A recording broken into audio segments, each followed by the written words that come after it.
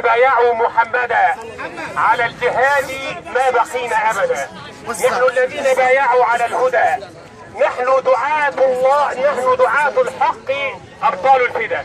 اخوة الاسلام، جزاكم الله خيرا على هذا الاستقبال الرائع للجميع، ونتمنى الله عز وجل ونتمنى من الله عز وجل فتحا قريبا ونصرا قريبا وفرجا عاجلا لجميع اخواننا. نسأل الله لهم عز وجل فرجا عاجلا ونصرا قريبا ان شاء الله، وجزاكم الله خيرا، وصلى اللهم وسلم وبارك على سيدنا محمد.